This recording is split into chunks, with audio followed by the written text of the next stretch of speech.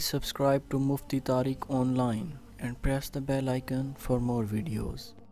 السلام علیکم ورحمۃ اللہ۔ محمد نعمان کلیم کلر سیداں سے سوال کرتے ہیں کہ صدقہ دینے کی فضیلت کیا ہے، صدقہ کس کو دینا چاہیے اور صدقہ میں کیا چیز دینا سب سے افضل ہے۔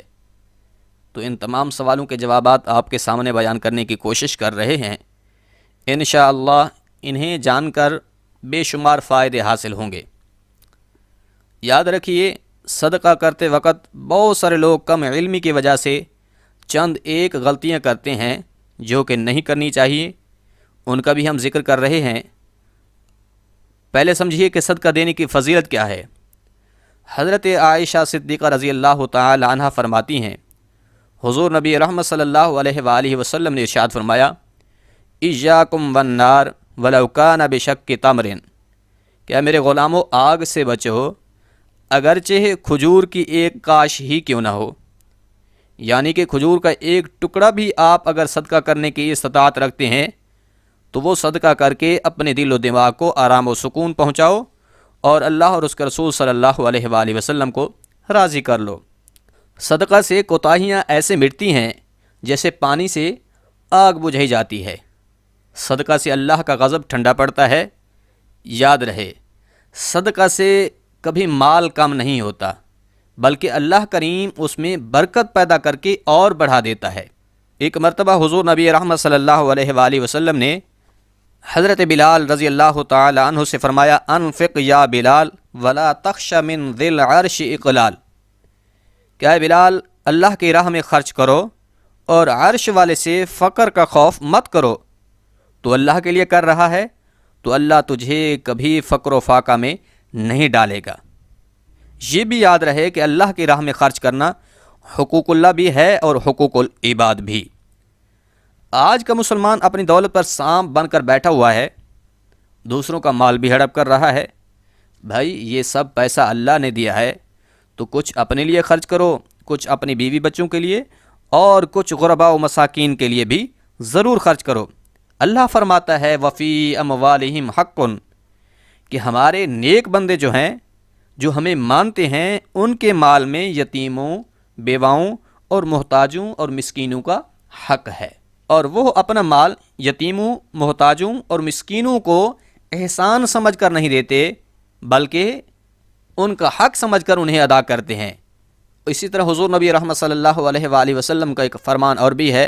حضور نے فرمایا، اذا مات الانسان، جب انسان اس دنیا سے چلا جاتا ہے، انقطع عنہ عملہ الا من ثلاث، تو اس کے اعمال کا سلسلہ منقطع ہو جاتا ہے، بند ہو جاتا ہے۔ اب وہ زندہ نہیں رہا، نیکی نہیں کر سکتا، کسی کے ساتھ بھلائی نہیں کر سکتا، کسی کے ساتھ کوئی احسان نہیں کر سکتا، الا من ثلاث، سوائے 3 اعمال کے۔ یعنی اس دنیا کی زندگی میں اس نے 3 ایسے کام کیے تھے جن کا مرنے کے بعد بھی اسے فائدہ پہنچتا رہتا ہے۔ ان میں سے پہلا یہ ہے، حضور نے فرمایا، صدقۃ جاریۃ، کہ صدقہ جاریہ چھوڑ کر گیا ہے۔ کہیں لوگوں کو پانی کی ضرورت تھی، کہیں ہاسپٹل کی ضرورت تھی، کہیں سکول اور مدرسہ کی ضرورت تھی، تو یہ چیزیں لوگوں کو پرووائڈ کر کے گیا ہے۔ جب تک لوگ ان سے فائدہ اٹھاتے رہیں گے تو ان کا ثواب اس مرنے والے کو پہنچتا رہے گا، اور پھر ہر شخص بروز حشر اپنے صدقہ کے سایہ میں ہوگا۔ صدقہ یہ قبر کی گرمی سے حفاظت کرتا ہے۔ اخلاص سے کیا گیا صدقہ بندہ اور آگ کے درمیان پردہ بن جائے گا۔ صدقہ برائی کے 70 دروازے بند کر دیتا ہے۔ صدقہ جہنم سے بچاؤ کا ایک سبب ہے۔ بہترین بات یہ کہ صدقہ بری موت سے بچاتا ہے۔ صدقہ سے انسان کی عمر میں اضافہ ہوتا ہے۔ حضور نبی رحمت صلی اللہ علیہ وآلہ وسلم نے فرمایا کہ صدقہ سے بلائیں، مصیبتیں، پریشانیاں ختم ہوتی ہیں۔ اگر گھر کے اندر کوئی پریشانی ہے، مصیبت ہے، کوئی بیمار ہے، تو آپ صدقہ کریں، انشاءاللہ آپ کی پریشانی ضرور حل ہو جائے گی۔ اب سمجھیے کہ صدقہ کس چیز کا دینا سب سے افضل ہے۔ بعض لوگ تو بکرے کا گوشت ہی صدقہ کرنا افضل سمجھتے ہیں، یا پھر مرغی وغیرہ کا گوشت صدقہ کرتے ہیں۔ اگر ان کو سمجھایا بھی جائے کہ بھائی اس کے متبادل جو رقم بنتی ہے اس سے کوئی اور چیز خرید کر بھی آپ صدقہ کر سکتے ہیں، لیکن وہ بضد ہوتے ہیں کہ نہیں بھائی، ہم نے تو گوشت ہی کا صدقہ دینا ہے اور یہی سب سے افضل صدقہ ہے۔ یہ بھی دیکھا جاتا ہے کہ وہ گوشت تو خرید لیتے ہیں اور پھر انسانوں کو نہیں بلکہ چیل کووں کو ڈال رہے ہوتے ہیں، یا پھر پل پر کھڑے ہو کر دریا میں نہر میں ڈال دیتے ہیں کہ یہ مچھلیاں کھائیں گی تو یہ سب سے افضل صدقہ ہے، اس سے بہت بڑا اجر ملے گا، یا پھر کہیں جنگل وغیرہ میں پھینک دیتے ہیں کہ یہاں پر جنگلی جانور کھائیں گے تو یہ سب سے افضل صدقہ ہے، یا پھر ایسے بھی ہوتا ہے کہ دال وغیرہ چھتوں پر گرا دیتے ہیں یا زمین پر گرا دیتے ہیں، یا کبھی کبھار قبرستانوں میں بھی ڈال آتے ہیں کہ یہ پرندے وغیرہ کھائیں گے تو اس سے بہت زیادہ اجر و ثواب ملے گا۔ تو بھائی سب سے افضل صدقہ کیا ہے؟ سنیے، حضور نبی رحمت صلی اللہ علیہ وآلہ وسلم نے ارشاد فرمایا کہ کسی ضرورت مند کی ضرورت کو پورا کرنا یہ سب سے افضل اور بہترین صدقہ ہے۔ اب اگر کسی شخص کو پیسوں کی ضرورت ہے، وہ پریشان ہے، مکان کا کرایہ اس نے ادا کرنا ہے، یا کسی کا علاج کرنا ہے، یا کسی کا بچہ بیمار ہے اس نے دوائی خریدنی ہے، ان کے پاس پیسے نہیں ہیں، اب بیمار کو جب آپ بکرے کا گوشت دیں گے، اسے تو بھئی ضرورت تھی دوائی کی، اسے تو جان بچانے کے لیے دوائی چاہیے تھی، اب جو چیز ضرورت مند کو فائدہ پہنچائے وہی سب سے افضل صدقہ ہے، لیکن یہ لوگ بضد ہوتے ہیں کہ گوشت ہی کا ہم صدقہ نکالیں گے۔ ارے نہیں بھائی، جس کو جس چیز کی ضرورت ہو اس کی ضرورت کو پورا کرنا یہ سب سے افضل اور بہترین صدقہ ہے۔ اب کسی کو کپڑوں کی ضرورت ہے تو کپڑے لے کر دے دیں، کسی کو پیسوں کی ضرورت ہے، اس نے اپنا قرض ادا کرنا ہے، اس کا قرض اتروا دیں تو یہ سب سے افضل صدقہ ہے۔ کسی کو کھانے کی ضرورت ہے تو اسے کھانا کھلا دیں، کسی کو دوائی کی ضرورت ہے تو اسے دوائی لا کر دے دیں، جس چیز کی جس کو ضرورت ہو تو اس کی ضرورت کو پورا کرنا یہ سب سے افضل صدقہ ہے، نہ کہ چیل کووں کو صدقہ کھلانا یا دریا اور نہر میں ڈال دینا۔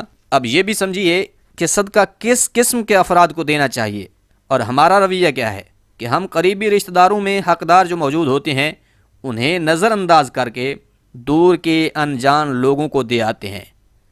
اس حوالے سے حضور نبی رحمت صلی اللہ علیہ وآلہ وسلم کے ارشاد سنیے۔ آقا کریم صلی اللہ علیہ وآلہ وسلم نے فرمایا کہ کسی انجان مسکین کو صدقہ دینا یہ ایک صدقہ ہے، لیکن وہی صدقہ اپنے قریبی رشتہ دار مسکین کو دینا یہ دو صدقے ہیں، یعنی ایک تو صدقہ کا ثواب اور پھر دوسرا صلہ رحمی کا۔ ہم کرتے کیا ہیں کہ نہیں یہ تو ہمارے رشتہ دار ہیں، انہوں نے تو ہمارے لیے مسائل کھڑے کیے تھے، ہمیں عدالت میں گھسیٹا تھا، ہم ان کے ساتھ صلہ رحمی کیوں کریں، یہ تو اس کا حقدار ہی نہیں ہے۔ سنو بھائی، حضور نے فرمایا کہ جو شخص اس قریبی رشتہ دار کو صدقہ دے جو اس کے لیے دل میں دشمنی رکھتا ہو تو یہ سب سے افضل صدقہ ہے، یعنی ایسا رشتہ دار جو قریبی ہے لیکن وہ دل میں نفرت رکھتا ہے، ایسے قریبی رشتہ دار کو صدقہ دینا یہ سب سے افضل اور بہترین صدقہ ہے۔ جبکہ ہمارا طرز عمل یہ ہے کہ ہم قریبی لوگوں کو چھوڑ کر دور کے افراد میں صدقہ تقسیم کرنے چلے جاتے ہیں، حالانکہ اسلام کی تعلیم اس کے الٹ ہے کہ صدقہ ضرورت مند کی ضرورت کو مد نظر رکھ کر دیا جائے اور پھر سب سے پہلے قریبی رشتہ دار کو دیا جائے۔ امید ہے بات سمجھ آ گئی ہوگی۔ اللہ کریم عمل کرنے کی توفیق بخشے، آمین۔